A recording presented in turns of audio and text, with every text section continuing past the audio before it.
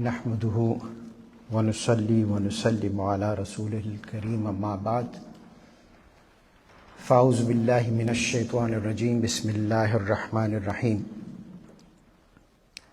هل اتى على الانسان حين من الدهر لم يكن شيئا مذکورا صدق اللہ العظیم۔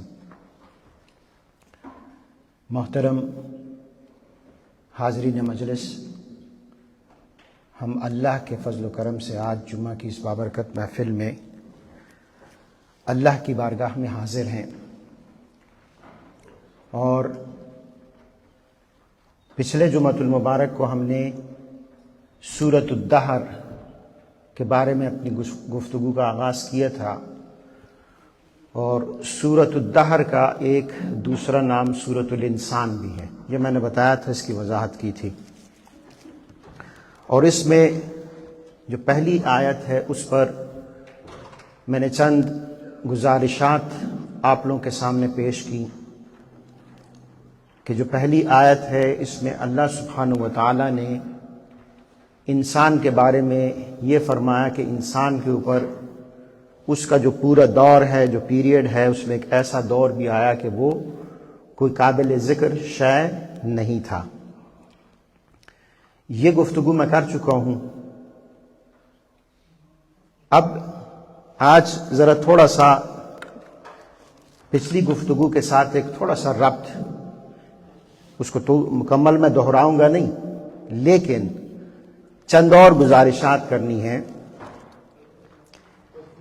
اور میں نے عرض کیا تھا کہ یہ جو سورۃ الانسان ہے یہ کیا ہے؟ یہ ایک انسانی تاریخ ہے۔ یہ کیا ہے؟ انسانی تاریخ۔ لیکن یہ وہ تاریخ ہے جو اللہ سبحانہ و تعالیٰ انسان کی بتا رہا ہے۔ تو اس کے ساتھ ریلیونٹ ویسے ہی ایک نقطہ بیان کرنا ہے انسانی تاریخ کے حوالے سے کہ جو ہم پڑھتے ہیں، جو اللہ تعالیٰ نے ہمیں بتایا، جو قرآن اور سنت میں حضور علیہ السلام کی تعلیمات ہیں،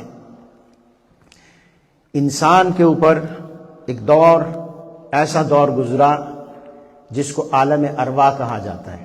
اسے کیا کہا جاتا ہے؟ عالم ارواح کہا جاتا ہے۔ یعنی اللہ تعالیٰ نے انسان کی جو ارواح ہے ان کو تخلیق کیا۔ کب تخلیق کیا یہ اللہ بہتر جانتا ہے۔ عالم ارواح، تو ہم میں سے ہر ایک انسان کی جو روح ہے اس کی تخلیق پہلے سے ہو چکی، اور جو انسان ابھی قیامت تک پیدا ہوں گے، جنم لیں گے، ان کی جو روحیں ہیں وہ ابھی تک عالم ارواح میں ہیں۔ عالم ارواح میں جب اللہ تعالیٰ کا امر ہوتا ہے، کسی نے اس دنیا میں جب جنم لینا ہوتا ہے، جس نے اس دنیا میں آنا ہوتا ہے، پھر اس کی روح کو انسانی جسم کے ساتھ کیا کر دیا جاتا ہے؟ منسلک کر دیا جاتا ہے۔ تو عالم ارواح یہ کیا تھا؟ یہ بھی ایک انسانی پیریڈ ہے، ایک انسانی دور ہے۔ یہ انسانی دور ہے، عالم ارواح۔ اب عالم ارواح جو ہے یہ ایکٹیو ہے۔ ایکٹیو سے مطلب یہ ہے کہ ابھی بھی عالم ارواح پایا جاتا ہے، وہاں پہ وہ روحیں جو ابھی تک پیدا نہیں ہوئی، جو اس دنیا میں نہیں آئی، وہ روحیں وہاں عالم ارواح میں موجود ہیں۔ ہم اپنا عالم ارواح کا پیریڈ گزار چکے ہیں۔ اب ہمارا کیا ہے؟ ان کا وہ کیا ہے جو ابھی تک وہاں پہ برقرار ہے روحیں، ان کی زندگی کا وہ پہلا مرحلہ ہے۔ وہ کون سا مرحلہ ہے؟ پہلا مرحلہ ہے۔ ہمارا یعنی جو ایک انسانی تاریخ ہے، ہم دوسرے مرحلے میں ہیں۔ کس مرحلے میں ہیں؟ دوسرے مرحلے میں ہیں۔ اس کے بعد کیا ہوگا کہ جب ایک انسان اس دوسرے مرحلے میں اپنی زندگی گزار چکا ہوتا ہے یا گزار جائے، اب اس کے بعد وہ اس دنیا سے جب رخصت ہوتا ہے تو ڈیتھ کے ساتھ جو ہے، موت کے ساتھ، اس کے لیے تیسرے دور کا دروازہ کھل جاتا ہے۔ کون سے دور کا دروازہ کھل جاتا ہے؟ تیسرے دور کا دروازہ کھل جاتا ہے۔ اسے عالم برزخ کہتے ہیں۔ اسے کیا کہتے ہیں؟ عالم برزخ۔ اب عالم برزخ بھی کیا ہے؟ ایکٹیو ہے۔ عالم برزخ بھی کیا ہے؟ ایکٹیو ہے، چل رہا ہے۔ اب یہ تین دور جو ہیں یہ ساتھ ساتھ چل رہے ہیں۔ عالم برزخ پہلا دور عالم ارواح ہے، دنیاوی زندگی جس میں روح جو ہے وہ جسم کے ساتھ کیا ہو جاتی ہے؟ ریلیٹ ہو جاتی ہے، منسلک ہو جاتی ہے۔ اور اس کے بعد جو تیسرا دور ہے وہ کیا ہے؟ عالم برزخ ہے۔ اب یہ جو عالم برزخ ہے، یاد رکھیں کہ اس میں اب دو طرح کی جگہ ہیں یا دو طرح کے مقامات ہیں. ایک آپ کہہ لیں کہ اس میں جو انسان اس دنیا میں اللہ کے احکامات کے مطابق زندگی بسر کرتا ہے ان کے لیے وہ ایک طرح سے جنت کی مانند ایک جگہ ہے، یا وہ جنت کی مانند ایک جگہ میں رہیں گے، آرام کے ساتھ رہیں گے، سکون کے ساتھ رہیں گے، وہاں پہ وہ اس زندگی کو انجوائے کریں گے. لیکن یہ وہ جگہ ان لوگوں کے لیے ہے کہ جو اس دنیا میں اللہ تعالیٰ کے احکامات کے مطابق زندگی بسر کرتے ہیں. اس کے بعد ایسے لوگ جو اللہ تعالیٰ کے احکامات کی پابندی نہیں کرتے، جو ایمان نہیں رکھتے، وہ ایک دوسری جگہ میں ہوں گے جہاں پر ان کے لیے جہنم کا عذاب ہوگا.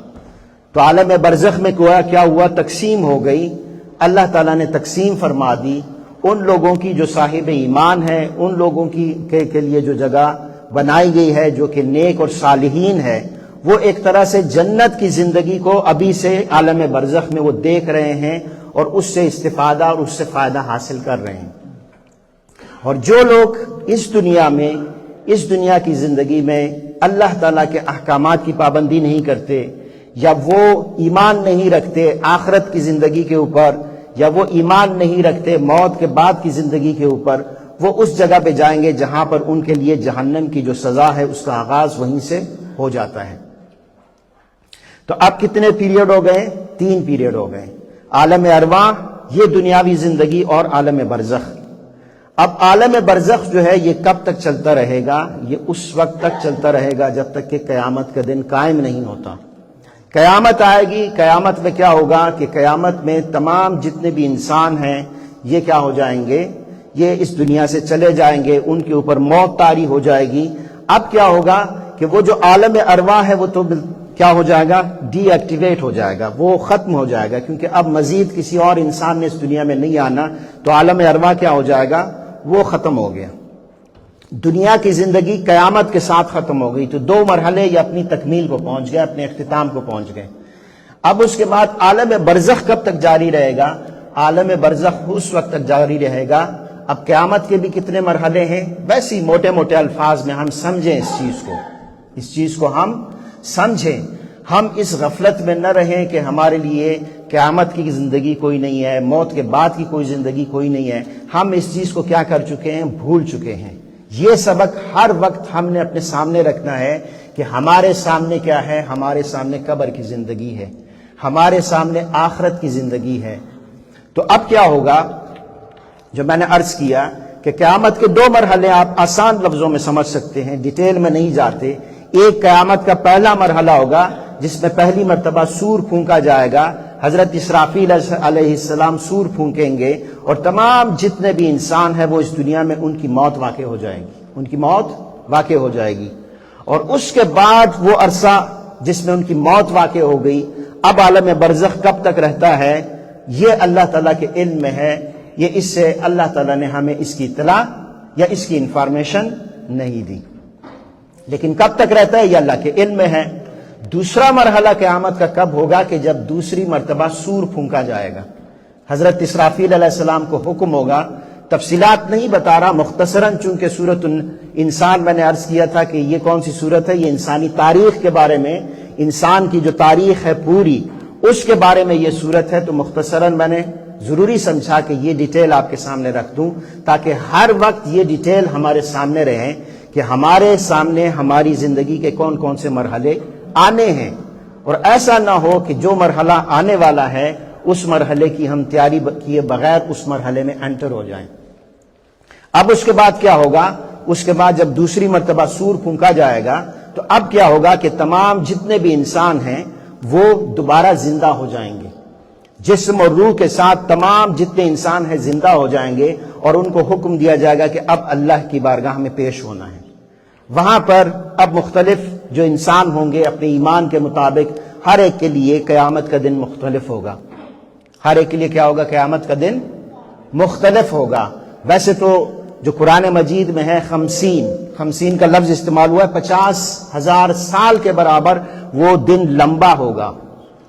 لیکن یہ میں نے جیسے عرض کیا کہ یہ ہر ایک انسان جس طرح اس کا ایمان ہوگا، جتنی اس کی ایمان کی قوت ہوگی، جتنا اس کے پاس ایمان کا نور ہوگا وہ دن مختصر اس انسان کے اعتبار سے ہوگا۔ جو اللہ تعالیٰ کے نیک بندے ہیں، جو اس دنیا میں اللہ تعالیٰ کے احکامات کے مطابق زندگی بسر کرتے ہیں، ان کے لیے احادیث میں بھی آیا ہے، صلحاء نے بھی اس بات کو بیان کیا ہے، مفہوم اس کا یہ ہے کہ ان کے لیے وہ پورا دن ایسے ہوگا جیسے ایک انسان عصر کی نماز پڑھتا ہے، یا وہ شخص 2 رکعت نفل پڑھتا ہے تو اس کے لیے وہ 50,000 سال کا جو لمبا دن ہے اتنا اس کے لیے مختصر ہو جائے گا۔ تو یہ ڈیپینڈ کرتا ہے کہ ہم اس دنیا میں زندگی کیسے گزارتے ہیں، ہم اس دنیا میں کیا کرتے ہیں، زندگی کیسے گزارتے ہیں۔ تو یہ سورۃ الانسان یہ کیا ہے؟ سورۃ الانسان ہمیں انسانی زندگی کے بارے میں یہ تاریخ بتاتا ہے مختصر۔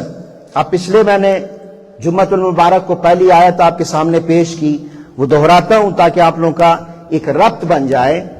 اللہ تعالیٰ نے ارشاد فرمایا هل اتى علی الانسان حین من الدہر، یہ سوالیہ انداز میں اللہ تعالیٰ پوچھ رہے ہیں، لیکن سوال نہیں پوچھ رہے ہیں بلکہ اس چیز کی تاکید کر رہے ہیں کہ ایسا ضرور تھا کہ انسان کے اوپر یعنی دہر میں ایک لمبے زمانے میں ایک عرصہ ایسا بھی آیا کہ انسان کوئی شیء مذکور نہیں تھا، کوئی قابل ذکر شیء نہیں تھا۔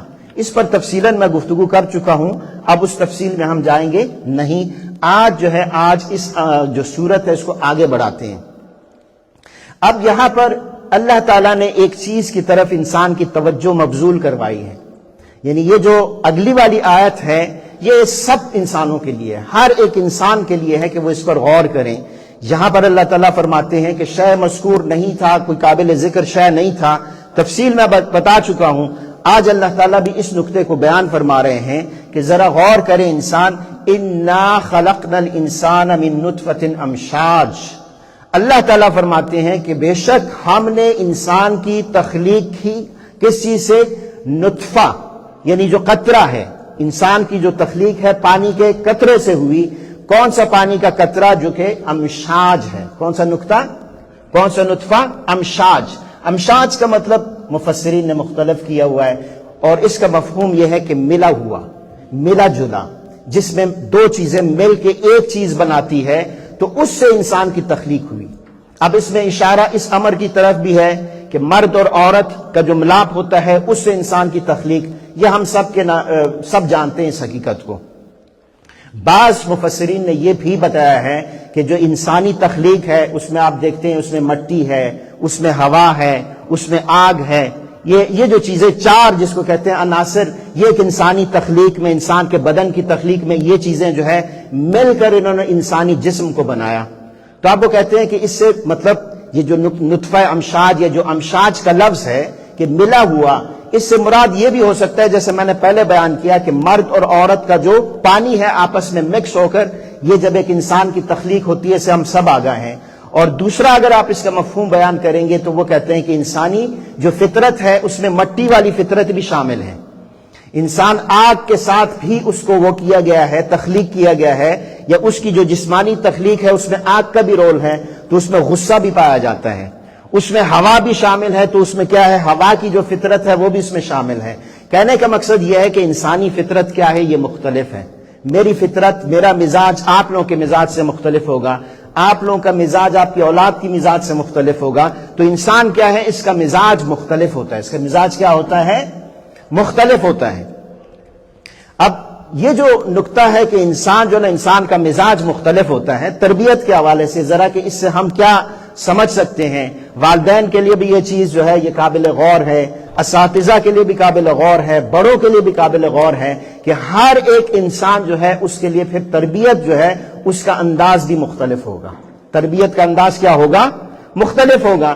میں جب پڑھاتا ہوں یا جب پڑھاتا تھا شاگردوں کو، بعض بچوں کے اوپر جو ہے وہ سختی اثر کرتی ہے، وہ کام اس لیے کرتے تھے کہ ان کو ڈر ہوتا تھا کہ سزا ملے گی، ان کو کیا ہوتا تھا، ڈر ہوتا تھا۔ تو پاکستان میں بھی پڑھاتا تھا، مدرسے میں بھی پڑھایا ہے، تو بعض ایسے طلبہ ہوتے تھے کہ جو جب تک کوئی سخت قسم کی سزا نہیں ہوتی تھی وہ کام نہیں کرتے تھے، اور ابھی مجھے کبھی فون آتے ہیں، کبھی وہ آتے ہیں کہ اگر آپ وہ سختی نہ کرتے تو ہم اپنی زندگی میں اس مقام تک کبھی نہ پہنچ سکتے۔ بعض ایسے بھی تھے کہ جن کے اوپر سختی کرنے کی ضرورت نہیں ہوتی تھی، ان کو بس میں ایک جملہ کہتا تھا کہ یار آپ سے یہ توقع نہیں تھی، اب اس کے لیے یہ جملہ کام کر جاتا، وہ کہتا سر جی آپ بے شک مار لیتے لیکن یہ جملہ اپنا استعمال کرتے، آپ نے تو بالکل سر جی میرا وہ کر دیا۔ تو ہر ایک انسان کیا ہوتا ہے، اس کا مزاج مختلف ہوتا ہے، اور یہ جو مختلف مزاج ہوتے ہیں یہ والدین کے لیے بطور خاص، اور ڈنمارک میں یورپ میں جو رہنے والے والدین ہیں ان کے لیے یہ بطور خاص یہ قابل غور نکتہ ہے کہ اپنی جتنی اولاد ہوگی ان کے مزاج کے مطابق ان کی تربیت کریں۔ بعض آپ کی اولاد سختی کو سمجھے گی، بعض نرمی کو سمجھیں گے، بعض ملا جلا اس طرح سمجھیں گے، لیکن اگر آپ سب کو ایک ہی انداز کے ساتھ ان کی تربیت کریں گے تو بعض اوقات کیا ہوتا ہے کہ جو بچے ہیں وہ راستے سے ہٹ جاتے ہیں، وہ بعض اوقات راستے سے ہٹ جاتے ہیں، اور بہت زیادہ سختی کریں تو پھر وہ اسلام سے بھی ہٹ جاتے ہیں۔ پیار کا بہرحال جو پہلو ہے، پیار اور محبت کا، یہ ہمیشہ پیش نظر رہنا چاہیے۔ اپنی اولاد پہ یہاں پر سختی نہ کریں، اپنی اولاد کو آپ ذہنی طور پر کلیئرٹی دیں، ان کو سمجھائیں کہ یہ جو ہم کر رہے ہیں یہ کیوں کر رہے ہیں، نماز پڑھ رہے ہیں تو نماز کیوں پڑھ رہے ہیں، مسجد میں جا رہے ہیں تو مسجد میں کیوں جا رہے ہیں۔ اب یہاں پر ہمارے لیے جو سب سے بڑا یہاں پر چیلنج ہے، وہ چیلنج کیا ہے کہ جب آپ لوگ سکولوں میں جاتے ہیں، سکولوں میں جو دنیاوی فلسفہ پڑھایا جاتا ہے، جو دنیاوی سبجیکٹ پڑھائے جاتے ہیں، جو دنیاوی مضامین پڑھائے جاتے ہیں، میتھ پڑھایا جاتا ہے، تو میتھ کا رزلٹ تو ان کو اس دنیا میں نظر آ رہا ہے یا نہیں نظر آ رہا؟ اب انہیں سمجھ آتی ہے، ہر ایک انسان کو سمجھ آتی ہے کہ اگر میتھ پڑھوں گا، اگر فزکس پڑھوں گا، اگر کوئی اور سبجیکٹ پڑھوں گا تو مجھے اس دنیا میں اس کا یہ رزلٹ مل رہا ہے۔ اب جب آپ قرآن مجید پڑھاتے ہیں، جب آپ اسلام کے راستے پہ چلاتے ہیں اور آپ جنت کی بات کرتے ہیں، تو جنت تو انہوں نے اپنی آنکھوں سے یہاں پہ نہیں دیکھی یا دیکھی ہے، وہ تو مطلب ہمارے لیے غیب ہے۔ وہ کیا ہے؟ غیب ہے۔ آپ اللہ کے بارے میں بتائیں گے تو اللہ ہمارے لیے کیا ہے؟ غیب ہے۔ اللہ کو ہم دیکھ نہیں سکتے، اللہ تعالیٰ کو چھو نہیں سکتے، آپ جنت کو دیکھ نہیں سکتے، فرشتوں کو دیکھ نہیں سکتے، تو یہ کیا ہے؟ یہ بڑا چیلنج ہے۔ یہ کیا ہے؟ بڑا چیلنج ہے۔ تو اب یہ کیا ہوا ہمارے لیے، یہ جو چیلنج اس کو کیسے ہم نے کرنا ہے؟ چیلنج کو اس طرح ہم نے وہ سامنا کرنا ہے کہ ہم ایک تو پیار، کس چیز کے ساتھ؟ ہماری جو تربیت ہے اس میں پیار ہونا چاہیے۔ وہ جو پیار ہے وہ اساتذہ بھی دیں، وہ جو پیار ہے وہ امام مسجد بھی دے گا، وہ جو پیار ہے اس کا اظہار جو قاری ہے وہ بھی کریں، وہ جو پیار کا اظہار ہے وہ والدین بھی کریں، بڑے بھی کریں۔ اپنے بچوں کو پیار کے ساتھ اس راستے پر لگائیں، پیار کے ساتھ ان کو سمجھائیں۔ اور دوسرا بڑا ہتھیار جو آپ کے کام آ سکتا ہے وہ ہے علم۔ وہ کیا ہے؟ علم ہے۔ آپ کسی کو کیسے مثلا سیدھے راستے پر لا سکتے ہیں اگر آپ کو اس چیز کا خود علم نہ ہو، آپ خود اس چیز کے بارے میں جانتے نہ ہو، خود آپ کے ذہن میں اس کے بارے میں کلیئرٹی نہ ہو، تو جو علم ہے وہ کیا ہے؟ وہ دوسرے نمبر پر آتا ہے۔ یعنی یہ جو دو چیزیں ہیں، یہ دو چیزیں یہ بہت بڑا رول پلے کرتی ہے اولاد کی تربیت میں۔ آپ لوگ پیار، تو میں شک نہیں کرتا کہ آپ لوگوں کے دلوں میں پیار نہیں ہوگا، یقیناً ہوگا، لیکن جو دوسری چیز ہے اپنے آپ کو علم کے ساتھ لیس کرنا، اپنے آپ کو عالم بنانا، یہ ہر ایک بڑے پر، ہر ایک والدین پر، ہر ایک ایسا شخص جس کو اللہ تعالیٰ نے یہ رول دیا ہے اس کے اوپر فرض ہے کہ وہ اپنے آپ کو ایجوکیٹ کرے۔ اسی لیے یہاں پر پہلے بھی آپ لوگوں کا یہاں پر سسٹم چلا آ رہا تھا، میں یہ نہیں کہتا کہ یہاں پہ نہیں ہوگا، لیکن اب ہم زیادہ خاص، میں آیا ہوں، انوالو ہوا ہوں، تو اس چیز کی طرف ہم خاص توجہ دے رہے ہیں۔ یہاں پر قاری صاحب ہے، قاری ظہیر صاحب ہیں، یہ آ گئے، انہوں نے اس مسجد کو جوائن کیا، میں ہوں یہاں پر۔ آپ لوگوں میں سے جو بھی ہے، آپ لوگ آئیں، اپنے آپ کو پیش کریں کہ ہم پڑھنا چاہتے ہیں۔ ہم آہستہ آہستہ یہاں پر جو چیزیں اللہ تعالیٰ نے ہمیں دی ہیں، سکھائی ہیں، وہ چیزیں ہم آپ تک منتقل کریں گے۔ لیکن یہ کیا ہے؟ یہ آپ لوگوں کی ضرورت ہے، یہ آپ لوگوں کے آنے والی جو نسل ہے اس کی ضرورت ہے کہ آپ لوگ اپنے آپ کو علم کا جو ہتھیار ہے اس سے لیس کریں۔ اگر آپ لوگ اپنے آپ کو نہیں ایجوکیٹ کرتے، آپ لوگ علم کے حوالے سے اپنے آپ کو اوپر نہیں کرتے، اپ گریڈ نہیں کرتے، تو پھر انسان اپنے اولاد کی تربیت نہیں کر سکتا۔ اس کا پھر حشر کیا ہوگا؟ حشر یہ ہوگا کہ پھر جو بچے ہیں، ان میں سے آپ لوگ اس سوسائٹی میں جانتے ہوں گے کہ گھر سے وہ پاکستانی یا اسلامی لباس پہن کر جاتے ہیں، اور کہیں باہر جا کر پھر ان کا جو لباس ہوتا ہے وہ چینج ہو جاتا ہے۔ نام انہوں نے ہماری محفلوں میں کوئی نام ہوتا ہے، کالجز میں جاتے ہیں، دوستوں کی سوسائٹی میں جاتے ہیں، سیلسکیپ میں جاتے ہیں، وہاں پر ان کا نام مختلف ہو جاتا ہے۔ ایسے کئی کیسز سے آپ لوگ بھی آگاہ ہوں گے، یہ نہیں کہ آپ لوگ آگاہ نہیں ہوں گے۔ وہ اس کا حشر، یہ حشر کیوں ہوا؟ حشر اس طرح ہوا کہ باپ نے یا والدین نے اپنی وہ جو ذمہ داری تھی، یعنی ایک ذمہ داری پوری کی ہے، دوسری جو ذمہ داری تھی اس کو اس طرح پورا نہیں کیا جس طرح پورا کیا جانا چاہیے تھا۔ دو ذمہ داریاں کون سی تھی؟ جسم کا خیال رکھا انہوں نے، جسم کا خیال رکھا، فیکٹریوں میں کام کیا، کوئی دکان کھول لی، اس کے ذریعے سے پیسے کماتے رہے، وہاں پر اپنے بچوں کو لا کر دیتے رہے، ولا بنایا، بنگلے بنائے، جائیداد بنائی، یہاں بھی جائیداد بنائی، پاکستان میں بھی بنا دی، اور صرف اپنے لیے نہیں بنائی بلکہ اپنی آنے والی 7 نسلوں کے لیے انہوں نے خزانہ جمع کر دیا۔ لیکن جو دوسری چیز تھی ان کی روح کی تربیت، ان کی کیا؟ روح کی تربیت۔ جیسا کہ میں نے شروع میں عرض کیا کہ جو انسانی تاریخ ہے اس میں عالم ارواح کا دور ہے، اس میں یہ جو جسمانی ہمارا پیریڈ چل رہا ہے یہ پیریڈ ہے، عالم برزخ ہے تو یہ تیسرا پیریڈ جو ہماری موت کے بعد شروع ہوگا۔ اب آپ لوگ جو یا ہم جو ایک محنت کرتے ہیں، کوشش کرتے ہیں، اس میں صرف ہمارا فوکس یہ جو دوسرا پیریڈ ہے جس میں ہم جسمانی طور پر زندہ ہیں، اس پر ہمارا کیا ہے؟ اس پر ہماری توجہ ہے، اس پر ہماری توجہ ہے۔ لیکن اس کے بعد جو موت کے بعد کی زندگی ہے، جہاں پر اب اگر اس روح کی تربیت کا بندوبست کیا ہوگا، وہاں پر وہ جو چیز کام آنے والی ہے، اگر ہم اپنی اولاد کو اس حوالے سے ایجوکیٹ نہیں کریں گے، اس کے روح کا سامان یہاں سے تیار کر کے اپنے ساتھ ان کے ساتھ نہیں بھیجیں گے، تو وہاں پر کیا ہوگا؟ وہاں پر پھر وہ جو روح ہوگی وہاں اس کے لیے سزا کا ماحول ہوگا، جیسا میں نے عرض کر دی۔ تو کتنی چیزیں ہو گئی انسانی تربیت کے لیے؟ 2 چیزیں، محبت، پیار اور محبت کے ساتھ اپنی اولاد کو مساجد کے ساتھ بھی منسلک کریں، پیار اور محبت کے ساتھ ان کو گھر میں مصلی پہ بھی کھڑا کریں، اور اس سے بھی بڑھ کر یہ کہ آپ لوگ خود کیا کریں؟ اپنے عمل میں اس چیز کو داخل کر دیں۔ جب آپ خود اپنے عمل میں اس چیز کو داخل کر دیں گے، آپ مصلی پر کھڑے ہوں گے، آپ جب بات کریں گے تو اچھے انداز کے ساتھ بات کریں گے، آپ بات کریں گے تو سچ کہیں گے، تو کیا ہوگا کہ آپ کا یہ جو کردار ہے اس کردار کا عکس آپ کی اولاد پر نظر آئے گا۔ آپ کی کردار کے اس کردار کا، اس عمل کا عکس کہاں پہ نظر آتا ہے؟ اولاد پر نظر آتا ہے۔ میں جب بعض اوقات یعنی یہ جو اسکول یم سام سیل ہوتے ہیں والدین کے ساتھ، تو بعض کئی ایسے بچے ہوتے ہیں تو ہمیں سمجھ نہیں آ رہی ہوتی کہ یہ بچہ ایسا کیوں کر رہا ہے، یہ بچہ ایسا کیوں کر رہا ہے۔ جب والدین سے ملاقات ہو جاتی ہے تو سمجھ آ جاتی ہے کہ یہ جو بچہ ہے یہ اگر ایسے غلط طور پہ بیہیو کر رہا ہے تو والدین کے ساتھ ملاقات سے پتہ چل جاتا ہے کہ وہ ریزن یہ تھی۔ وہ ریزن کیا تھی؟ وہ اصل میں ریزن یہ ہے کہ والدین اس راستے پہ چل رہے ہیں، پھر اس کا عکس کیا پڑتا ہے؟ وہ اولاد پر پڑنا شروع ہو جاتا ہے۔ آپ ایک معمولی کام کرتے ہیں، معمولی عمل کرتے ہیں، بچے کیا کرتے ہیں؟ بچے وہ نہیں دیکھیں گے جو آپ کہہ رہے ہیں، بچے جو آپ کر رہے ہیں اس کو آبزرو کر رہے ہوتے ہیں کہ میرا باپ یہ کر رہا ہے، میری والدہ یہ کر رہی ہے۔ جن بچوں کے والدین نماز پڑھتے ہیں آپ دیکھیں گے اکثر ان کے بچے نمازی ہوتے ہیں۔ جو والدین سچ بولیں گے ان کے بچے سچ بولیں گے۔ تو یہ میں جو بات کر رہا ہوں کہ ایک تو محبت ہو گیا، دوسرا کیا ہے؟ علم، کہ اپنے آپ کو ایجوکیٹ کریں، اپنے آپ کو تعلیم کے میدان کی طرف لائیں اور سیکھیں، اپنے دین کو سیکھیں۔ یہ کیا ہے؟ یہ میں نے پہلے بھی عرض کیا تھا کہ کچھ ایسے علوم ہوتے ہیں جو کیا ہوتے ہیں؟ فرض ہوتے ہیں، جن کا حاصل کرنا ہمارے لیے فرض ہے۔ اور انشاءاللہ ابھی یہ نیکسٹ ہفتہ یا اس سے اگلا ہفتہ ہم یہاں پر انشاءاللہ کورس شروع کر رہے ہیں ینگسٹر کے لیے۔ اور جو بزرگ ہیں، بزرگ سے مراد میری مطلب جب یہ لفظ استعمال کرتا ہوں بالکل وہ یعنی ایج کے اعتبار سے بات نہیں کر رہا، یعنی جو لوگ اردو سمجھتے ہیں، سیدھی سی بات ہے، جو اردو سمجھ سکتے ہیں، دانش سمجھنا جن کے لیے دشوار ہو، یعنی 2 طرح کی ہم کلاسز یا کورسز کا ہم آغاز کریں گے۔ اور وہ کیا ہوگا؟ وہ بیسک فقہ یا جو بیسک بالکل بنیادی طور پہ فقہ کے احکامات ہیں، نماز ہے تو اس کے کیا احکامات ہیں، وضو ہے، طہارت ہے تو اس کے کیا مسائل ہیں۔ نیکسٹ ویک یا اس سے نیکسٹ ویک ہم تیاری میں لگے ہوئے ہیں، اس کو ارینج کر رہے ہیں، پورا اس کا بندوبست کر رہے ہیں، پلاننگ کر رہے ہیں۔ جو ہی نیکسٹ ویک آپ کو اس چیز کی اطلاع مل جائے گی، ہفتے کا دن یعنی ہم وہ کورس رکھیں گے نیکسٹ ہفتے یا اس سے نیکسٹ ہفتے کو 11 سے لے کر 1 بجے تک 2 گھنٹے کا کورس ہوگا، یعنی 2 یا 3 ویک پر مشتمل ہوگا۔